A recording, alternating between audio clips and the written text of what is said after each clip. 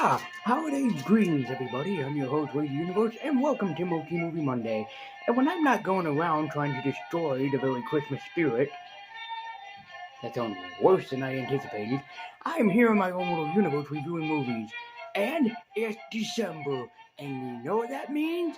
It's time to review some Christmas movies, and my god, I think it is finally good that this time of year is here. So we're gonna kick things off today with Humbug Day. We're talking about probably the most famous piece of literature ever in the world, and that is, of course, Charles Dickens' A Christmas Carol. A Christmas Carol has existed ever since, well, the beginning of time, kind of and sort of. So, why are we talking about this today? Well, A Christmas Carol has been adapted into multiple pieces of media ever since the famous Charles Dickens story from years past. The book has a lot of elements that a lot of the movies do, and some don't do, which is why we're taking a look at two different versions. So let's start things off the right way by talking about Charles Dickens and George C. Scott's A Christmas Carol. And, yeah. Let's see why this one is an award-winning thing starring George C. Scott. So let's get into Humbug Day right. This is Charles Dickens' George C. Scott's A Christmas Carol. Our movie begins on a foggy day with a foggy town letting us know that Jacob Marley has already passed away this very Christmas day. But enough about that, let's meet our main man, as he's yelling at his associate Bob Cratchit for trying to warm himself up. Our main man is played by the talented George C. Scott. I have to say, Scott plays the role very, very well of Ebenezer Scrooge, really captivating what everybody knows about the character pretty early on in the role. Things don't turn for the better when his nephew, Fred, comes over to visit him. Fred is a major part of the Christmas Carol that a lot of adaptations seem to, well, forget that he existed. Fred tries to be kind-hearted and invite his dear Uncle Ebenezer to come over for Christmas dinner. But Ebenezer won't have any of it because he wants nothing to do with Christmas, but there's a good reason for it. Of course, what's a Christmas Carol without being introduced to Tiny Tim? Tiny Tim in this movie is played by, I believe, a young female, in which, yeah, I can kind of buy it. And after the beginning, you see how the whole town reacts to Ebenezer. They're afraid of him. They want nothing to do with him, but yet they want to celebrate Christmas, but he won't let them. Anyways, Ebenezer goes to the bank, and it's not full of pigs this time. It kind of makes me a little bit sad. And he talks money with a bunch of the businessmen. Later that night, however, Ebenezer is visited by an old friend with a familiar face, because at night there seems to be a chill in the air, and something is going terribly wrong for Ebenezer. What do you want with me?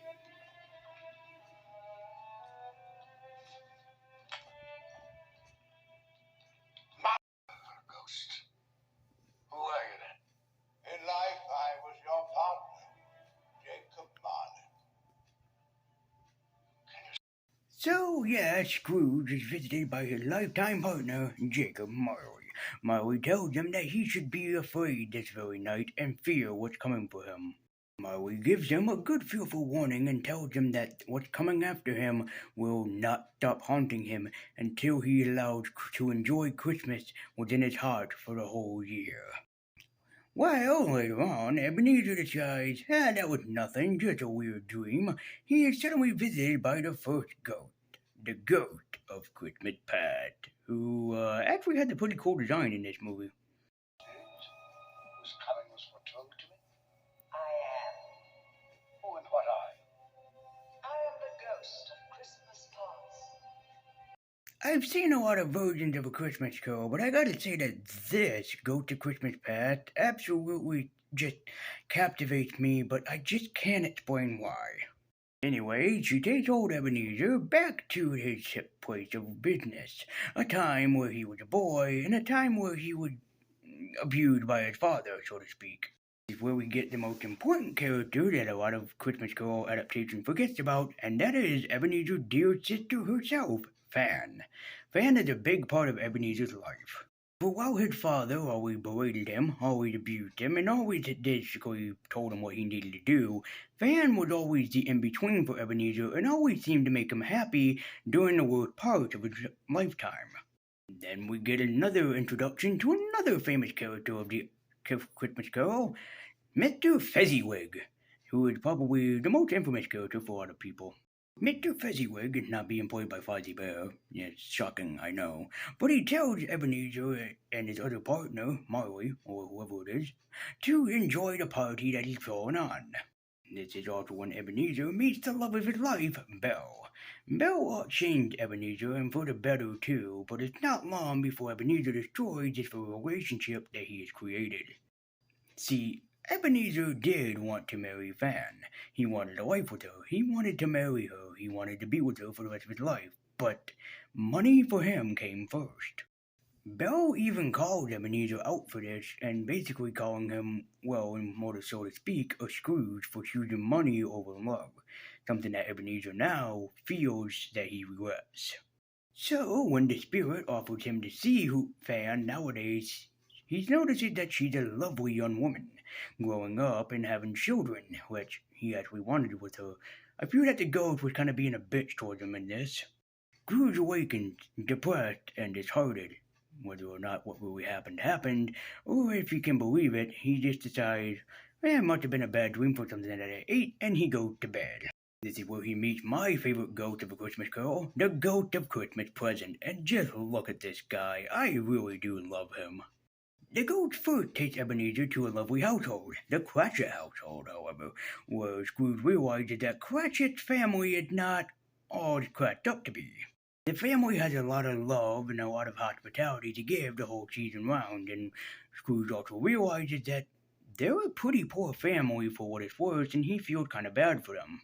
Especially made all the worse with Tiny Tim being as sick as he is, and, well, he just doesn't seem to be getting any better, sadly. But Marley Cratchit, still thanks him for everything that he did for him. Surprisingly as it is, even Tiny Tim, and he doesn't understand why. As in a very chilling but moving scene, the ghost tells Scrooge that Tiny Tim Cratchit is going to die, and I do mean chilling. So perhaps in the future you will hold your tongue until you have discovered what the surplus population is and where it is. It may well be that in the sight of heaven you are more. If you get the chance, watch this movie and watch this scene. It is a lot more haunting and chilling than I can make it. So anyways, they head over to Fred's house. Yes, we see that Fred is having his party, and he is indeed in full swing of the whole season, especially with also making fun of his uncle Ebenezer. Things do indeed turn for the worse when the spirit shows him the old town, aka a poor population where poor people live. These are the people that Scrooge put in this situation, that can't get work, that want help, but because of Scrooge's ignorance, they can't get any help. This is also where we get the showing introduction of need and want, two things that Ebenezer always ignores or basically gives in to the condition for, and they are sickly children. And the final ghost does appear, for the time to meet the ghost of Christmas yet to come. Cue the haunted music.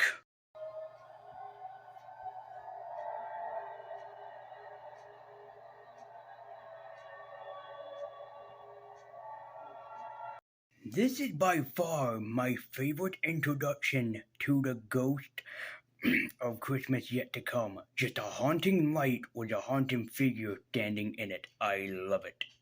The ghost of Christmas yet to come, or the ghost of Christmas future, takes him to a place where one of his workers sells to a man everything that Ebenezer owns, much to his dismay. And what some virgins tend to ignore is that Tiny Tim and his virgin dies. Tiny Tim just up and croaks and dies. And what makes this even scarier is that the Disney version with Jim Carrey included Tiny Tim's death That is harsh. And what's even worse is that this version doesn't sugarcoat it. It shows the family hurting. It shows them grieving over what happened to poor Timmy. God damn, this movie hits you right in the feels. So the next morning, Christmas morning, Scrooge just happened to wake up. Upon Christmas morning, the bells are ringing, the birds are chirping, and he is alive. And also, I don't know why, but this scene always gives me a laugh when you see George C. Scott acting as different as he did in this movie, but he pulled it off so well. What a champion. And so, Scrooge makes amends, especially by visiting his dear nephew and giving Bob Cratchit the raise that he deserves for the help that he knows of Tiny Tim, promising to cherish Christmas forever. Beg your pardon for the things I said about Christmas. That was a humbug, friend. Was it? This version of A Christmas Carol is one of, if not the best version of A Christmas Carol that I have seen, minus the Disney version in The Muppets Christmas Carol by far. For if you haven't seen this version of A Christmas Carol, I highly, highly recommend it. You will not be disappointed and you will fall in love with this movie as much as I did. So, with one of the greatest actors of all time and one of the greatest stories of all time, I highly recommend this movie, in case you haven't seen it, this Christmas season. Oh, you're back. Oh, okay. Well, I wasn't doing that at all. Anyways, our next Christmas Carol comes to us in charge from Classic Christmas Favorites, which has a lot of Lincoln Boss cartoons, and it has 4 DVDs with the one that is inside my DVD player, or Xbox 360, to watch at this moment. And that is The Stingiest Man in Town, brought to us by Arthur Rankin and George Bass. So, is this version any better than the other version? Well, it got Walter Matthau. If you don't know who that is your own problem. But let's dive into a cartoon classic. This is The Stingiest Man in Town, which is based off of A Christmas Carol, so it counts. We begin our tale opening up on a nice, snowy Christmas night as we get introduced to our main character of this movie, voiced by Tom Bosley, only known as B.A. Humbug.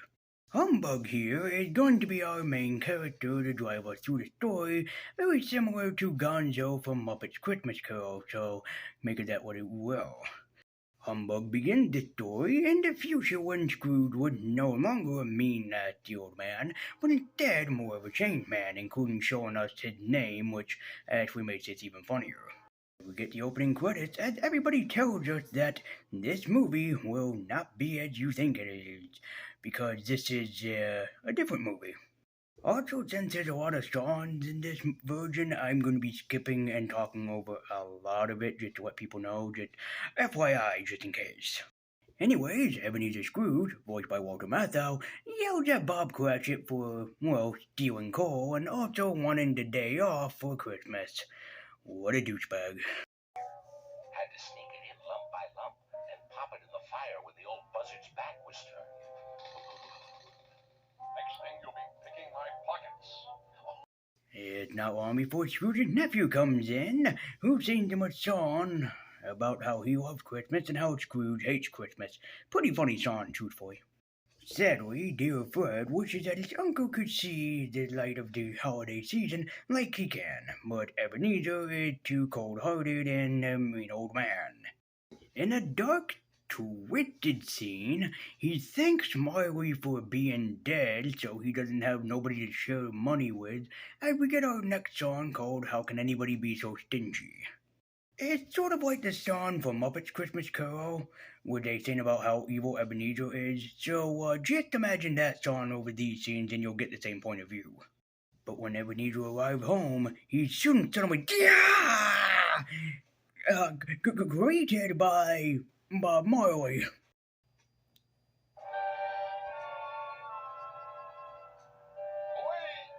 Go away! Just my imagination. Yeah, want to see that in your nightmare tonight? Well, then you're welcome. Anyways, Humbug stopped by his house to see how everything is going, and well, we will soon find out that he's visited by an old friend. He is soon visited by his old friend and partner Jacob Marley, who has his own song to sing, You Were a Chain, and tells Ebenezer to change his ways.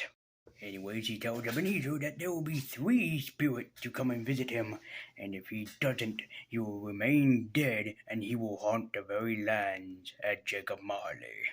He's soon visited by the first ghost, the ghost of Christmas past, that takes him into his past, but only to when he met Belle and Fezziwig and nothing else. Kinda pointless to talk about it, really. And another reason why I'm not playing any of the music is because I don't know if it's heavily copyrighted, even if I just use 10-second clips, so I'm just taking precautionary measures and not doing it. Also, I'd like to point out that Ebenezer during his past self is voiced by the iconic Paul Frees, who is a very big voice actor, especially with Rankin Bad Productions. I'll give them credit. They do a great job of playing off that Ebenezer did have Fan and he was in a relationship and he was once happy, but without Fan in place of Belle, it just doesn't work as well. They never once, and I do mean never once, ever, bring up Fan. So just ignore that character existed because she doesn't exist in this version.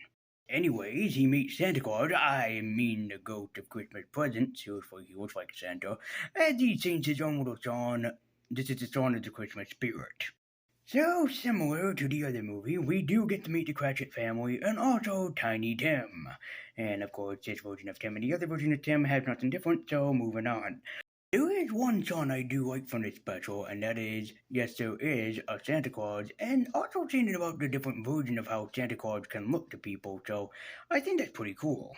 Anyways, Ebenezer also checks in on his nephew Fred, who in this version is not making fun of his own uncle. I don't understand why, when he usually does that in every version, but okay. Oh, yeah, for some reason, and I'm not a very faithful person, for some reason they bring up the 3 Wise King and, the birth of Christ. Granted, it's a beautiful song, sang by the legendary Tom Bosley, it's just... I don't understand why it's in A Christmas Carol, cause it really had no point to be in here, rather than that Christmas is also the celebration of the birth of Christ. But anyways, Ebenezer soon finds out that Tim does not survive. Very distraught and disheartened about it, he blames himself for Tim dying. And this film kind of wraps up pretty quickly, which I can understand since it's only a cartoon and cartoons are very expensive to make, as he's soon greeted by the ghost of Christmas yet to come and already at his grave. Yep. So, after that all happens, he wakes up the next morning and realizes A, he's still alive, and B, it's only Christmas morning. This is where he talks to a young boy, actually voiced by Walter Matthau's real-life son, Charles Matthau. I'm not even joking, that is legitimately father and son talking here. And again, because this movie is actually animated and animation is so costly and expensive, this film wraps up pretty quickly, so I should too.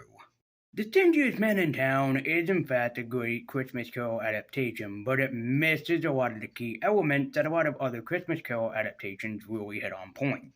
It has the great voice talent of Walter Matthau, and it really does shine as an animated classic that should be seen on AMC or even Freeform, if Freeform can pull out animated classics out of their asses. So while probably not the greatest in the film genre, it still hits on par with being, well, a Christmas classic nonetheless. As an animated film, and also as a guy that loves Christmas cartoons, this should be seen by everyone and anyone, so this is recommended for anybody, especially if they haven't seen it yet, and you're in for a treat. Also, before I get back on camera, this just started happening while I was recording. It's November, by the way, as it's pre-recording, but look at this. It's snowing. This makes me so happy. Ah! You're back! Don't do that to me! I wasn't trying to open the Christmas present early. Jesus! Anyways, that was the Humbug Day, and both versions are easily recommended in my opinion. But here's the reason why. A Christmas Carol, while not hitting every point of what makes the story a classic, still hits on par with everything that needed to be said and done in the Christmas Carol lineup. And The Stingiest Man in Town can be seen on the classic Christmas favorites or whatever DVD, so go and get this if you really want to and see it for yourselves. It's a great classic in the animated realm. So thank you guys so much for watching. Be sure to join me next Monday, as it's going to be... Actually, I don't know. A TV? What is next Monday lineup going to be?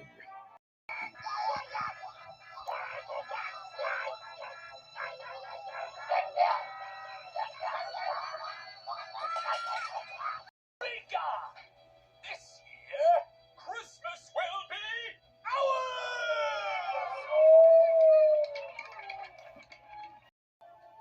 Oh, hell yeah.